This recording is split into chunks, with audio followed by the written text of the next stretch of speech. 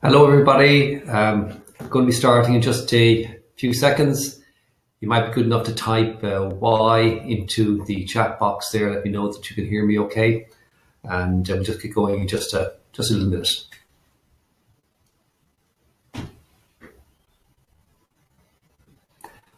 Okay, hello everybody and welcome. Thank you for being with us. This webinar is about how to differentiate your recruitment business, and it'll take about 35-40 minutes, something around there. And what I'm hoping in this webinar is to give you a model, an approach, a way of doing things perhaps a little bit differently, so that you can stand out from the crowd. So let's get started. I'm going to just do a quick change over here, screen share, so bear with me just one sec, and get the screen up there for you. And you can see here that I have a couple of comments here before I start. I said how to really differentiate your recruitment business. How to double your business. Can you imagine doubling your business? So it's an interesting question. What would you do to double your business? To build additional revenue streams, to build stickiness with your clients, to provide a better service to your clients, to add additional value to your clients. And can you imagine doing all of that an easier way? I hope you like this slide. Popeye there eating his spinach. And I only have one point I really want to make here. And it is that recruitment, like your waistline, is an investment in the future. If you eat your veg and you stay away from your carbs and sugar, you'll be lean and mean. If you don't, you won't. And the exact same is true of recruitment. If you put the effort in up front, if you make the investment in terms of preparation, understanding what you really need, getting the right people on board, then over the fullness of time, the results of that will become apparent, just like your waistline. It'll become apparent to everybody. A high-functioning team, engaged people, high-performing, and so on, easy to manage. All these things happen when you build a world-class team, when you build the right people who actually fit in with the roles. So think about this. You make investments in infrastructure, in capital, and so on and so forth. Imagine making the same approach, taking a long-term view and saying that recruitment is an investment in the future. And if you make the investment now, and if you make it correctly, you will see a meaningful return on that investment. Don't think about recruitment as just filling a role. And when you're talking to your clients, don't think about recruitment as just you have a role to fill, let's get some people. Think about this as an investment in the future. It's really important, because what I'm going to talk about in a while requires that kind of mindset. So, how do you really differentiate your recruitment business? I want to give you a little bit of feedback here that I got from a client just recently. We did an exercise with the client where we helped them, I'll talk about this case study in just a moment. We helped them identify their sales and marketing director, and then subsequently some senior salespeople. But when we finished the exercise and we'd onboarded the person and so on and so forth, the client said to me, engaging you was the single best business decision I have ever made. Now that is some testimonial. And I wrote down a few questions here. Do you think that, or why do you think he said that? Why were we so different from the competition? What do we do that was so different from another recruitment company that came in and made a pitch and started actually a process with them, and eventually told them to go away, told them to go home? Why were we so different? Because clearly we were. Number two, do you think the client is going to go to a competitor having done what we've done? Well, the answer is clearly no. Do you think this client is going to come back for more? Well, the answer is yes, he already has. He came back and he asked us to recruit 2 more people. Now we're talking about doing a whole exercise on this team, if I come back to in a few minutes in the case study. And do you think the client will refer us? And the question is absolutely. In fact, the client is doing a list up of people that he thinks that we should be talking to right now. It hasn't happened yet, but it's in the pipeline. So this is a real life case study that we've been doing just recently, and I want to run you through this case study. It was a small to medium enterprise. The company was owner managed, so the MD of the company actually owned it. He built it from scratch. He'd been through the recent economic downturn, like everybody else, the Great Recession. He was losing energy. He was coming back out, it was turning over a little over half of what he'd been turning over at the peak. And he really wasn't sure that he had the energy and the commitment to go forward and rebuild it again. And finally, he was sort of looking for an exit. In some way, he wanted somebody to come in and sort of take it over and take the business forward for him. So this was the case. He said it was very clear this was the most important decision he was going to make that year. That if he got it right, everything would work. If he got it wrong, he was in deep trouble.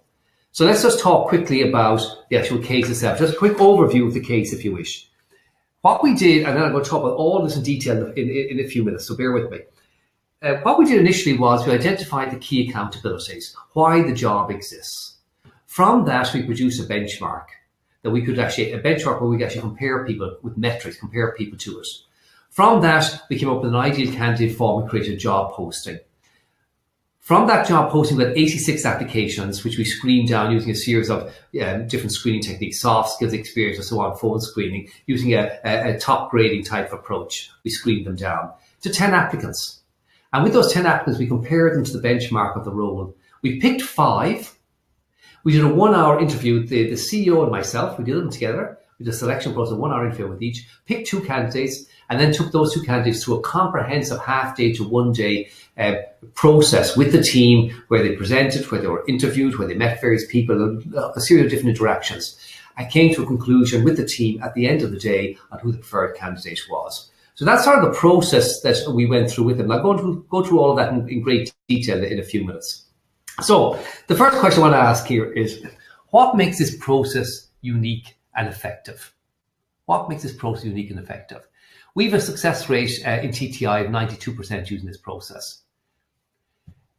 That's the first clear, I think, uniqueness of this. And it's a very, very high success rate. The second is that it has a huge impact on the client business. It helps you build the client relationship. It helps you add additional value right through the process. When you finish the recruitment and selection process, it allows you to continue on and add incredible additional value. And this is a really, really easy way to do it, much easier than the normal approach that one takes to this. So what I'm proposing is that as you think about recruitment, as you go as a recruiter, you're talking to a client, that you don't just think about the notion of, I have to find, here's the role, there's a vacancy there, I need to find somebody that fits somebody into that role. Not to just think that way about it, but think more in terms of how can we find the right person who match them up effectively with the role so they'll be fully engaged, so that they will be able to advance in the organization, add real value, perform very, very highly.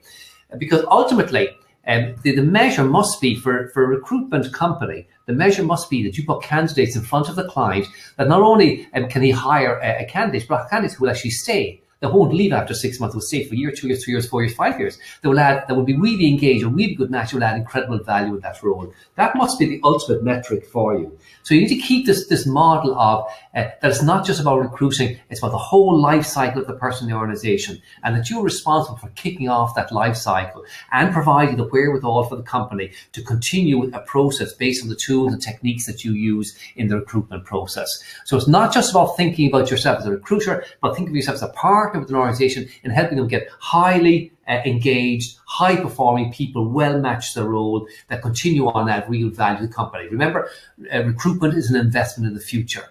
So you're putting the upfront effort in to really make it different, really make it work for your client.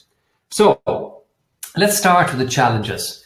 So when we talk about identifying or about recruitment for companies, there are a number of problems that need to be solved. And I want to talk about them one at a time.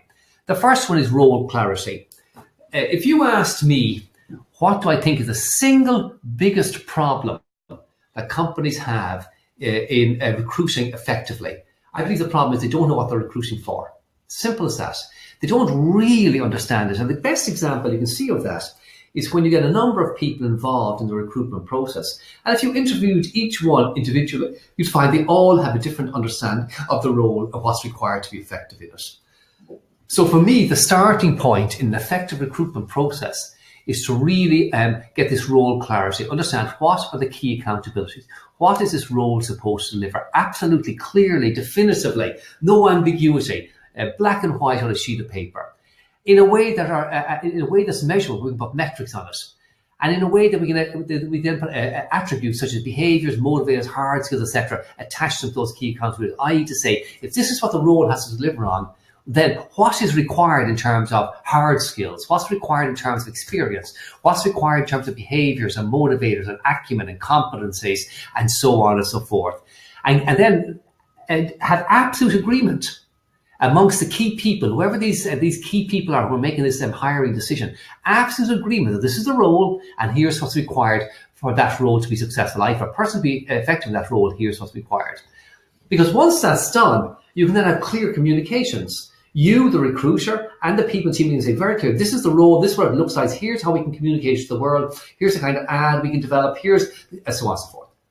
And the consequence of that, of course, is you attract the right candidates. And that leads you then, of course, into the process of when you attract the right candidates. It's easy to screen to all the rest that comes from there because you have absolute clarity amongst this key group of people about what the role is and what a successful person in that role would look like. So imagine the job is talking. It's the simplest way of doing this. Imagine the role itself, the job is talking. How would it describe itself? What would it say are its absolute accountabilities, its absolute what would it say it requires across a range of areas, be it behaviours, be it their whys or hows or whatever. It makes a difference. What is required with the job that is required to be effective, to have superior performance in that role? And once you understand that, you're off. So that's the first problem as I see it that has to be addressed. The second big issue that I see that has to be addressed is job matching or retention. And the problem I see here is that it's not just about, as I said, it's not just about hiring the right person. It's about hiring the right person who stays.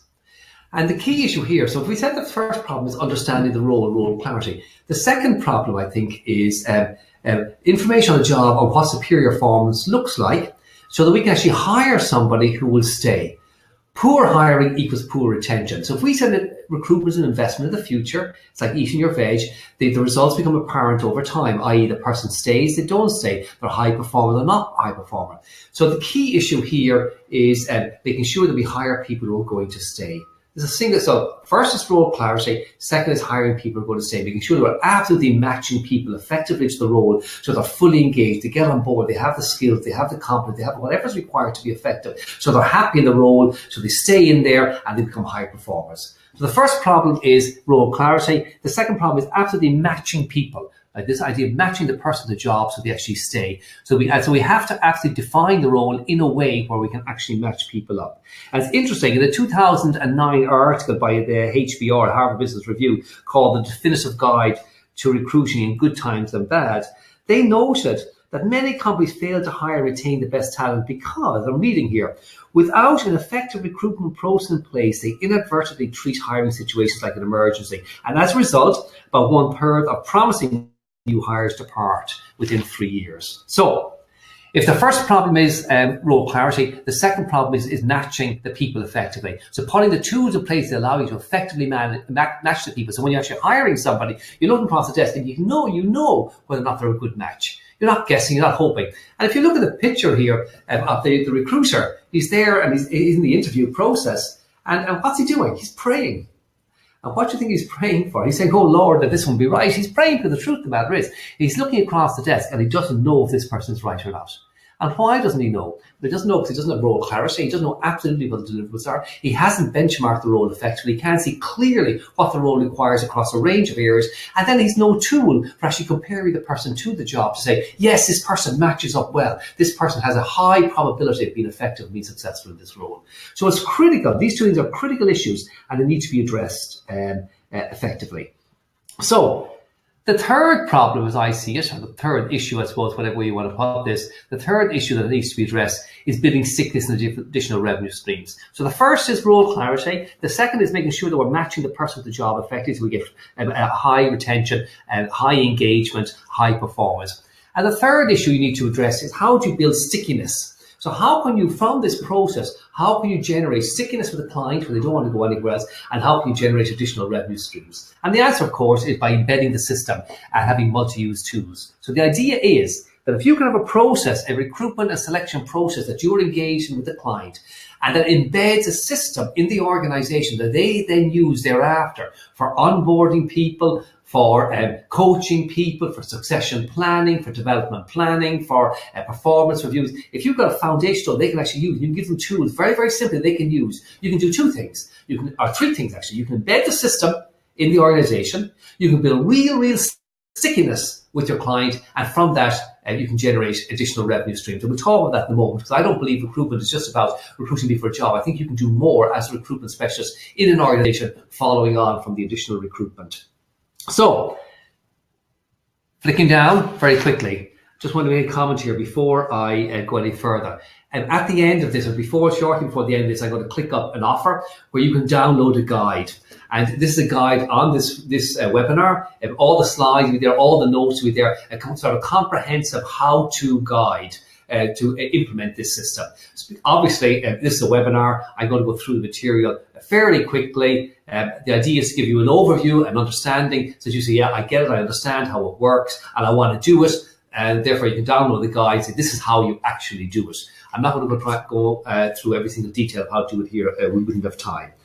So just before I move on, just make one last comment. I want you to imagine the following. Imagine your client saying, or you saying to your client, imagine you saying to your client, we can select superior performance, like real superior performance. We can really get you the right people who perform really, really well.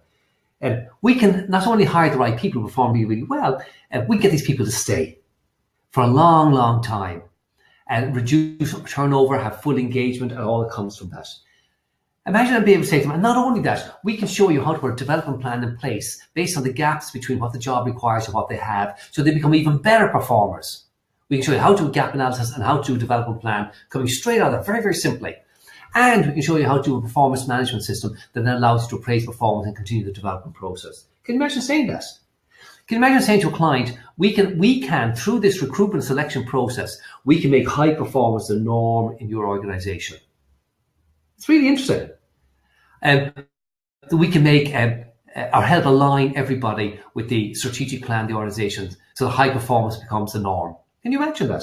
That's a really, really powerful thing for you as a recruiter to be able to say to a client. This is the deliverable. The deliverable isn't just recruiting somebody, it's recruiting somebody who's going to do all the stuff that falls on to allow high performance to permeate the organization.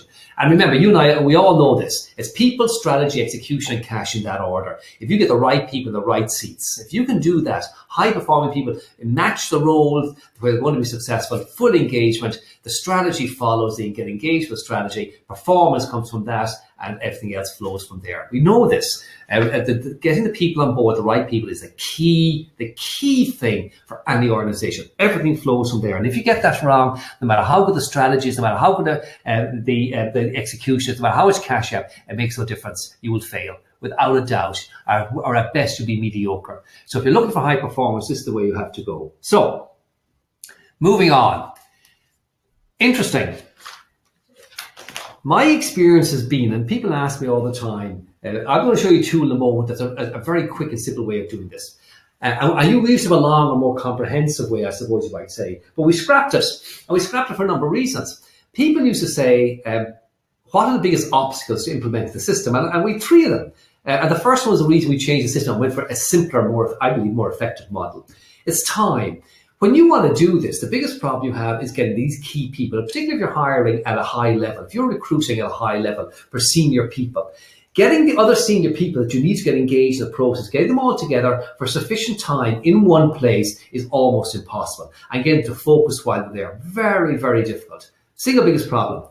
The second biggest problem is removing bias. Even if you do get them together, how can you help them remove the bias? They don't like the way he or she looks. They don't like the school they went to. They don't like the way they talk. They don't like this. They don't like that. They don't like that. We're all full of prejudice. Every single one of us. We're full of prejudice, and it's subtle. Very, very subtle. We don't even know what's happening. So how can we help these people, if we can get them together, remove this bias? And the third thing is how we get these people to get completely engaged, get complete buy-in. So they say at the end of the process, we committed, we made the effort, we've hired the person, as a group, we've chosen this person as the right person, and we're completely in support of this person. We believe this person will be successful, and we're really going to get behind them. How do you get that? So these are the biggest obstacles I see to effective role clarity and to effective recruitment. And this process I'm about to walk through with you really helps you fly through those three, really cut through them and eliminate them. So let's start and let's look at the actual model itself. And again, remember, I'm going through this fairly quickly. I'll give you the guide at the end that you can download.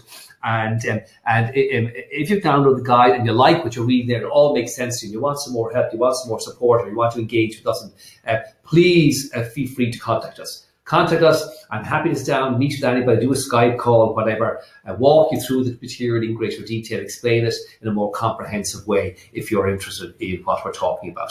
So at the end, click on the button, get the guide, follow up with us. There's no point listening to the webinar going away and saying that was interesting and doing nothing about it. Please engage with us. At the very least, you'll learn some more, and we learn some more. We get some feedback from you. So here we go.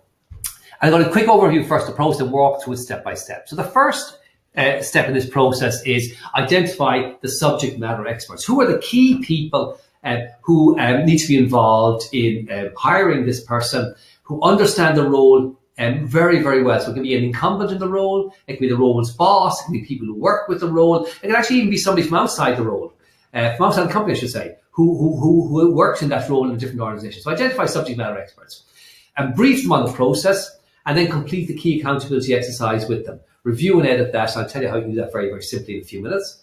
From that, create a job benchmark, behaviors, motivators, acumen, competencies, and so on, and review and edit that with them, and then prepare an ideal candidate form. So if that's what the job looks like, what does an ideal candidate look like? And so there you'll include things like the hard experience, the skills, the education, all the other bits and pieces you want, including the psychometric type of thing that we talk about. From that, you can prepare your communication pieces. And so you go to the marketplace with your communication pieces, and or just to do direct comparison with people you have on file. And from that, you assess individuals and compare to benchmarks. So you get candidates in, you go through a screening process, and ultimately you end up with a shortlist. You compare them to the benchmark. From that comparison process, you go into an interviewing and selection process. And once you've selected your ideal candidate, you can then do an onboarding, development plan, performance plan, etc. from the process. So that's what this process is all about. This is the system. It's really simple, and I'm going to walk through it now step by step. So step one, identify 3 to 5 subject matter experts. So you go in there and say, who are 3 to 5 people who have an understand the role intimately and or have a stake in its success? And I make the point there again, some of them may be from outside the organization. You might have somebody who really understands the role, has no stake in success, can come from a different company, but really understands it and may be able to bring a lot of clarity to what the role is really about. So that's step number one. Step number two, you email them. So you brief these people and you email them, say, listen, this is what we're trying to do. I need your involvement in this. And say, I'm going to give you, on top of a week or whatever, I'll talk about this in a moment, I'm going to give you a period of time. And I'd like you to answer the following questions about the role. So, simple questions. Why does this position exist? What are the key responsibilities? What are the key results expected of this position? What qualities, skills, and knowledge are required? And how does this position interface with others? These are questions I use. I have a list of, I think, about 26 questions. These are the ones I'm using at the moment. Sometimes I tweak them a little bit. And you send these out to your subject matter experts. And you say, listen, you've got a week to review this, think about it. And at the end of a week, what I want you to do is I want you to email me back. And I usually include a weekend, by the way, in the week. That gives me the opportunity to reflect over the weekend at the end. I often get responses back actually on a Sunday around lunchtime. But and I usually say I want it back at 9:29 on Monday morning. So I say that could be 1 hour to put it together, because I have to have it in 10:30 back at wherever, my client, whatever I say. So I give them an odd time, it sort of sticks in their mind. And you give them a week. And what happens then over the week is, as they're going through the process over the week, they're not giving hours and hours and hours. They're not coming together. They're not having to chunk out an afternoon or anything. But what they do is it could be 10 minutes here, 10 minutes here, 5 minutes here. They're having insights as the week progresses, having conversations with people, they're in meetings, and they've thought pops into their head, and they make a note of it. And you end up with a sort of an individual brainstorming, a much more comprehensive input from each individual. And then, so what you do is at the end of the week, then they send that back to you. And you ask them to send them back. So let's say you have 5 people, just keep these really simple, you send them 5 questions. You now have 25 paragraphs. And this is the first piece of work you really do. You sit down for an hour and a half, and from those 25 paragraphs, you craft, let's say, 5 key accountability statements. I'm going to show you an example of this in a few minutes. 5 key accountability statements here. Like one might be leadership, one might be strategic business development, one might be, I have no idea. This gives you an idea of the kind of headings you end up with. And then from the statements, you put them together and you craft 4 or 5 key accountability statements that summarize what everybody's saying the role is responsible for, what it has to deliver on, and so on and so forth.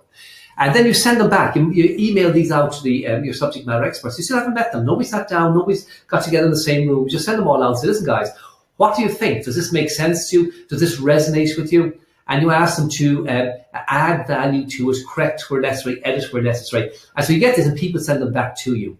And you can do this if you want. You can do this on Skype or on GoToMeeting or Webinar Jam or any of these tools. But I just tend to email back out, get people's feedback, and it comes back to me. And I then give it maybe another 10, 15 minutes. That's all it takes. And I edit the key accountability statements that we have. So at this stage, everybody's putting in a lot of time, but they just don't realize it. You've put in an hour, maybe an hour and a half of your time, and they've put in maybe 2 or 3 hours over the week, 10 days, but they're not aware they've done this because they've done it in little bits and pieces. And they've had the opportunity to reflect and go back over the stuff and add value more and more. And here's a simple, I just want to show you this. Here's one, for example, ABC Group General Manager. Obviously this is fictitious, but this actually comes directly from a real exercise that we did.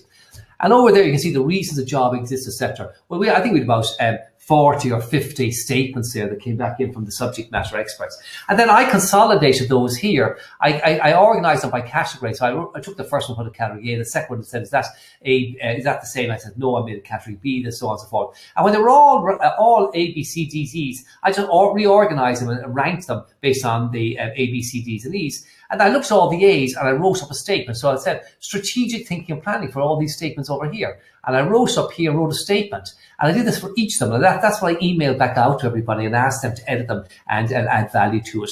So then what you do is you get everybody together. You've done this exercise. You've given everybody the key accountabilities. You can do it on a sheet like this as well if you're not using an Excel spreadsheet, whatever. And you send them all back out. Everybody gets them. And then you get everybody together for 1 hour online. So this is the first time everybody's come together. They all have the key accountability statements that you send back out, either as like this or as Excel spreadsheet, depending which way you're doing it. And you get them all together and you spend about 15 minutes. You go back over those key accountability statements and you spend about 15 minutes reviewing them. And then what you do is, see here, the ranking. What you do is you say to people, okay, if we had to, once we've agreed them, if we had to drop one, which one would you drop? And you rank it number 5. If you had to drop another one, which would you drop? You'd rank it number 4. And there's quite a bit of debate takes place around this. And you rank them 5, 4, 3, 2, 1. And when you're them all ranked, you say, okay, we're all happy that this is number 1, this is number 2, this is number 3, number 4, in order of importance. Let's say, how much time does a person have to spend on each one? And this is important from a point of view of behavior, understanding what the behavioral profile of the individual would be. Like, where are they going to spend their time? Because you may find, in this case, it happens to be that they follow the ranking. But quite often they don't. Item number 3 or 4 might take 50% of the time. Because that's where a lot of time is spent, even though it's not the number 1 priority, it actually gobbles up a lot of time for that role.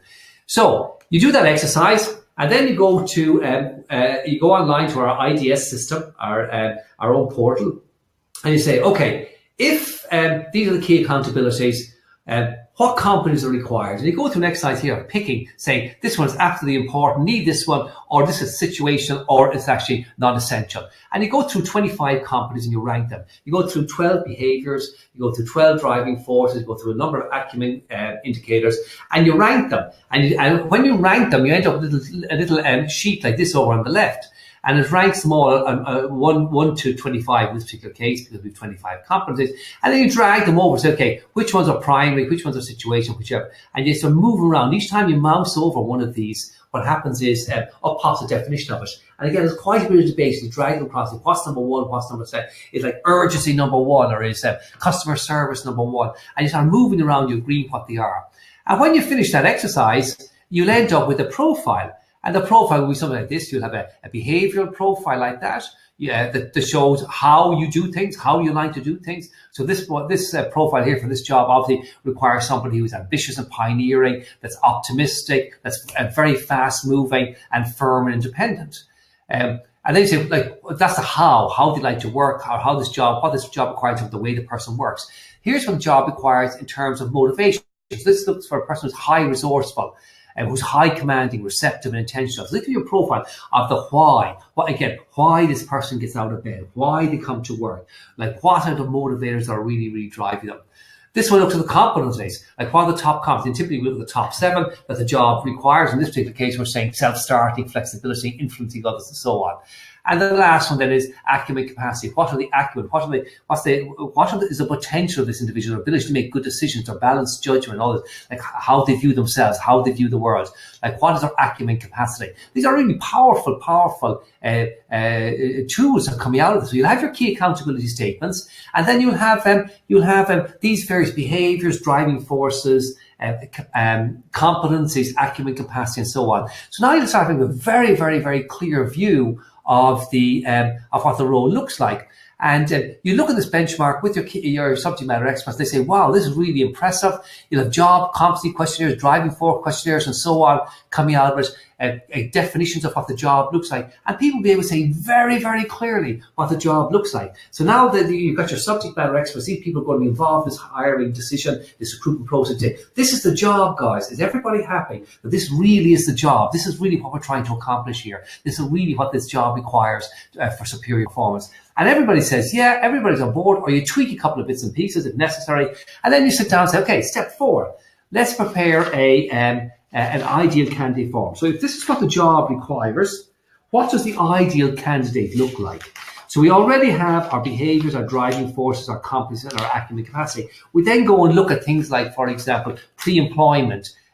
We look at educational requirements. We look at experience and other items that are really important for this the ideal candidate to have to be effective in this role. We also include things, by the way, like pre-qualifier questions, phone screening questions, resume screen preferences, and so on. It's like red lines for the recruiter, and so on. And things we want to know. If they don't have this, we don't want this. Compensation package. We start collating the information around the job into one place called the ideal candidate form.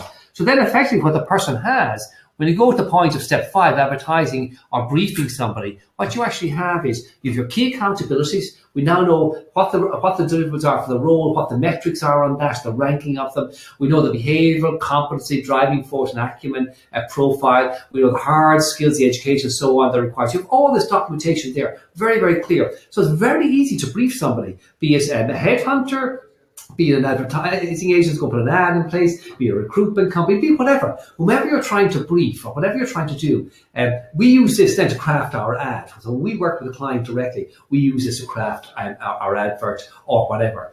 And it's hugely powerful. You're literally lifting text directly from the benchmark, directly from the key accountabilities, and building your ad based on that.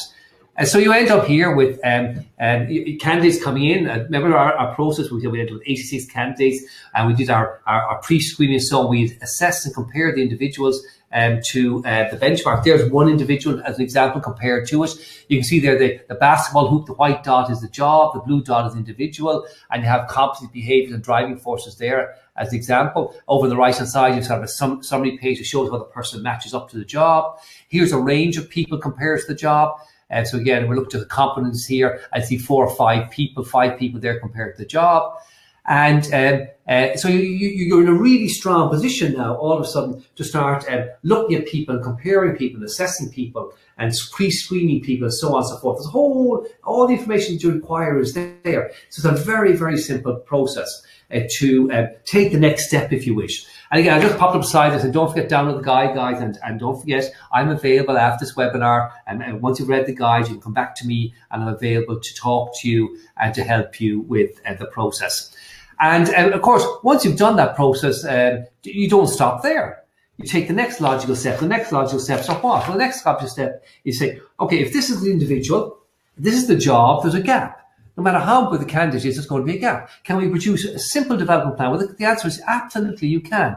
Once you have the person's profile there and the job profile, you have a gap report. From that gap report, you can go online to teachidevelop.com and immediately just key in a few simple things, and out will come a development plan for that individual. It's really quite remarkable. And you bind it, there's the person's plan. So imagine you're onboarding somebody and you say, there's your profile, there's the gap report in the job, here's your development plan to help you become more and more effective in the role. Would that be valuable, do you think, for your client? Would they say, wow, this is really impressive. Not only have we hired a great person, we got a development plan to help them become even more effective.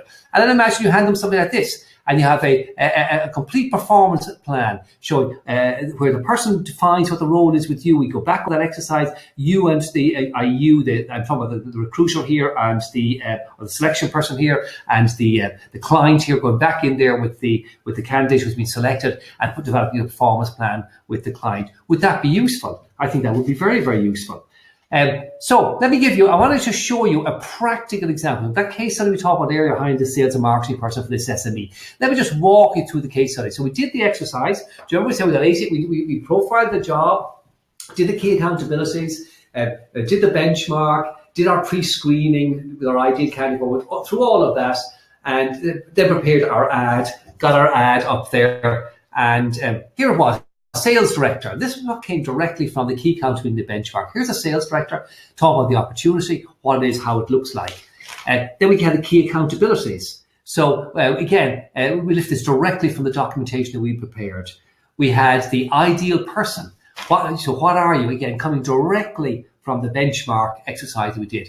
As we talk about the behaviors, the driving force, the competence, and all these kinds of things. The words like customer focus, anticipating exceeding customer needs. As a leader, you achieve extraordinary business results. Being resilient and answerable. All these things came directly from the benchmarking exercise. And then we talked about the experience acquired that came from our ideal candidate form. And finally, the salary and benefits. And then when we did the exercise, when we did this, we put our ad up.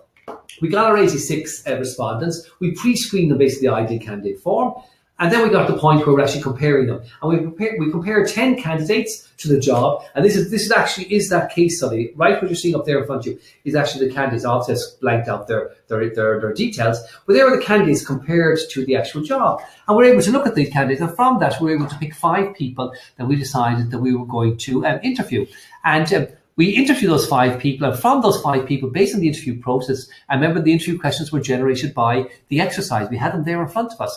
We interviewed the individuals. We knew exactly where to focus on them, and we did our gap report on each individual. We had the gap report just like this. There it is. We were able to look at the individual, compare the individual with the job, have a clear gap report, actually share that with the individual in the interview if necessary. Have the interview questions there in front of us, and interview the individuals. We did our first interviews, and then we did our second interviews. We picked our candidate and offered them the job. And the candidate, who was so impressed with the process, who had never experienced anything like it in their lives, took the job, of course, and we hired them. And the question then was, of course, the candidate was hired, and you would say, well, that's the end of my my intervention. That's the end of my contribution and my value add to the client. Not so.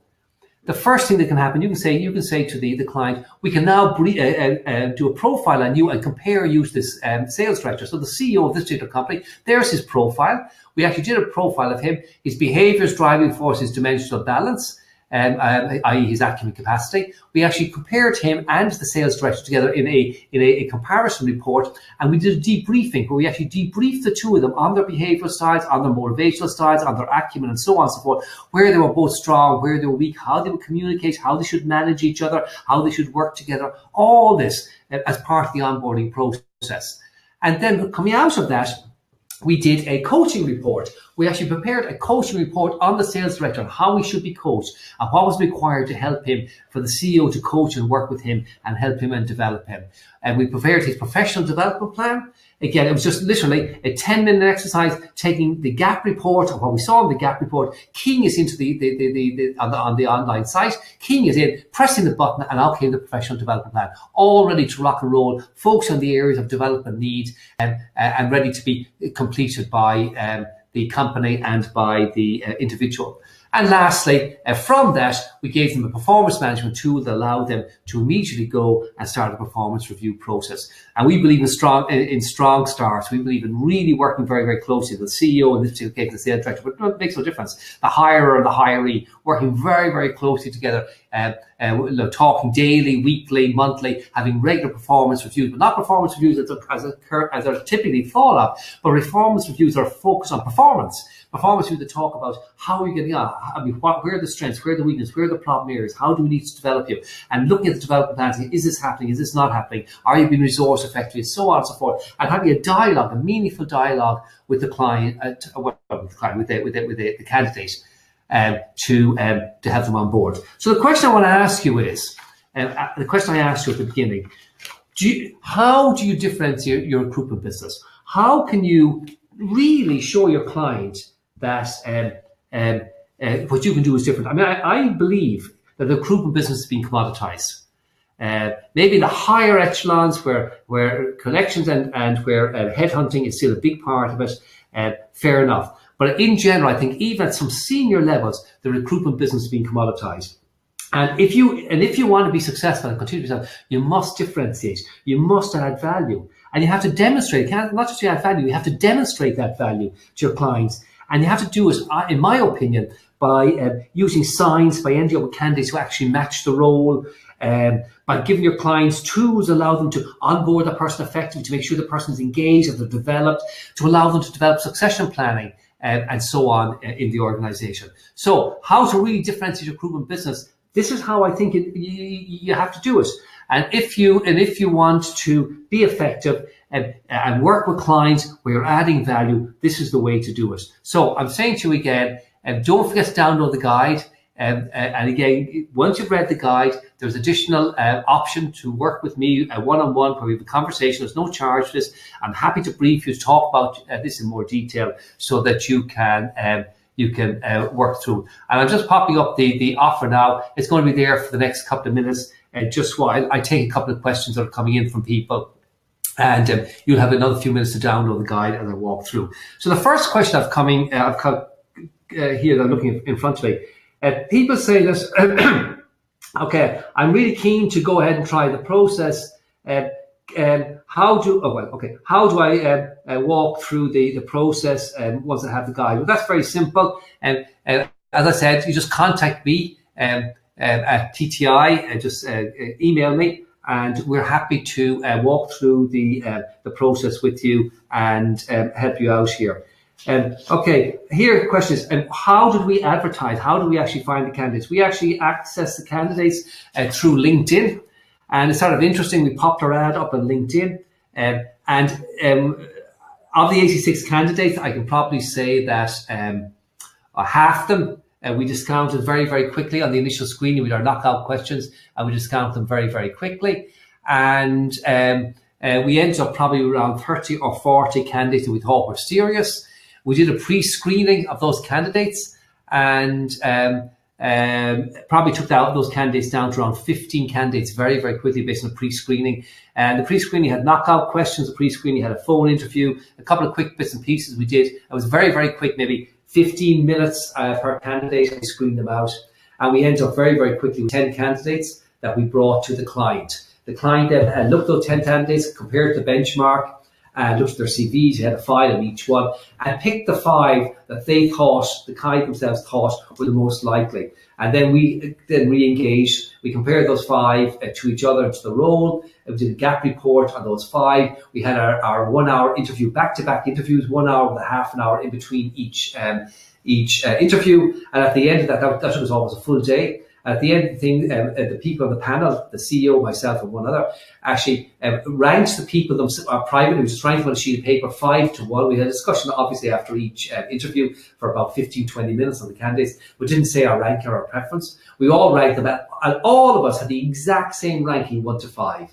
The exact same ranking. It's interesting to say, by the way, also, on the interview question, the interview process itself, because we had the interview questions, before each interview, we agreed who would focus on what area. So I was focused on behavior, somebody else was focusing on driving forces, and somebody else would be focusing on acumen or on hard skills, whatever. So we decided where we want to focus on, what the key questions were that we want to ask, to delve deep, if you wish, to the candidate.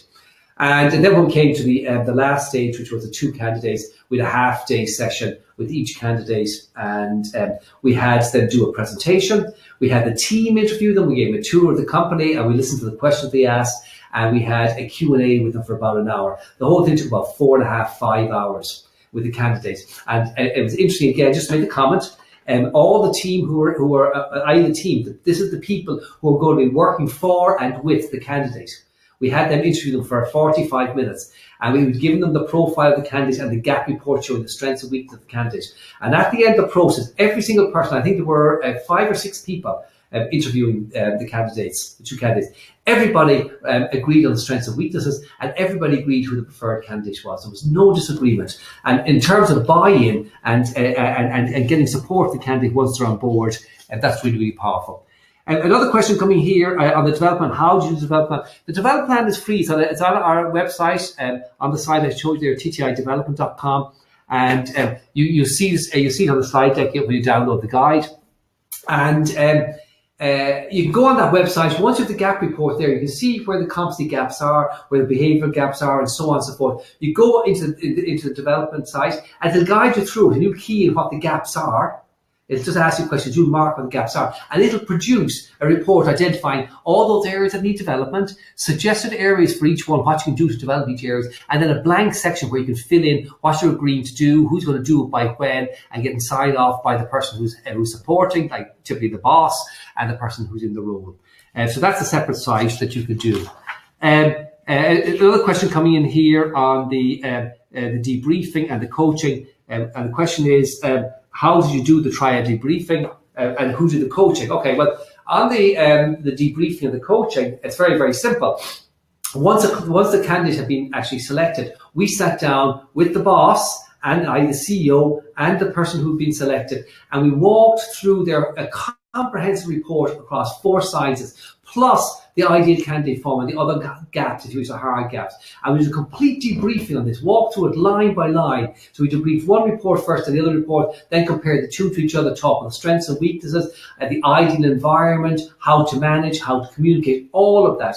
We probably gave that about half a day. I think it probably took about a full morning, from about maybe 8:30 on around 1 o'clock. So it was a pretty full morning.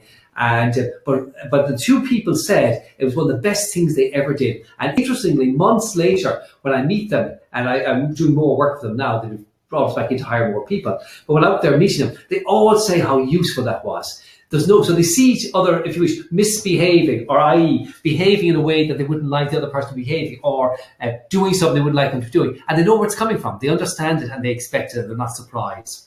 The coaching, we actually were engaged. We have a separate arm to us that we actually have coaches.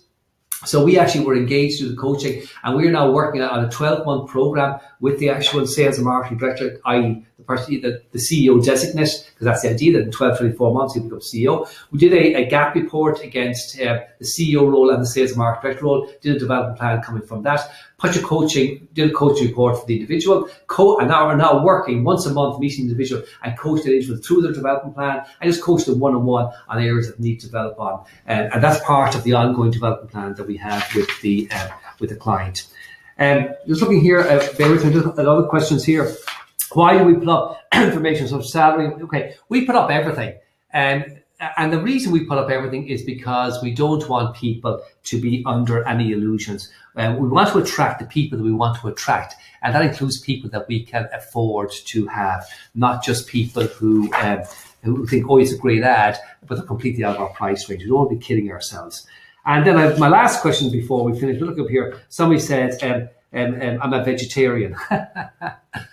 And the answer, that's really a funny one. The answer is no, I was, however, a vegetarian. But now I eat everything except carbs and sugar. So I eat lots of veg, but I'm also back eating meat and fish and so on and so forth.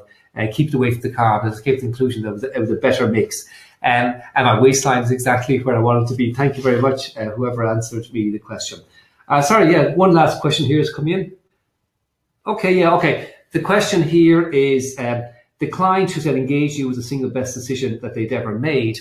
What were they comparing it to? What other decisions were they comparing it to? I think the answer to that is they agreed with us that the 4 key decisions that they had to make were people, getting the right people in the right seats, strategy, get those people doing the right things, flawless execution, and cash. They're the 4 key decisions. Vern Harnish, Scaling Up, and the Rockefeller Habits, he talks about these at great length. They were the 4 key decisions. And the single most important one, in fact, was getting the right person on board. And they believed after the event that we actually had done this. We'd hired not only the best sales and marketing director we could possibly find, given the constraints of our role and so on and so forth, but also a person who could in fact take over the CEO role. Therefore, by their definition, because that was the most important thing, it was actually the most best decision that they'd ever made in their business. So there you go. So listen, thanks very much, guys. It's been a pleasure talking to you. Thanks for participating in the webinar. And again, remember, download the guide, contact us if you want to talk to us. We look forward to hearing from you. So cheers. Thanks a lot. Bye-bye.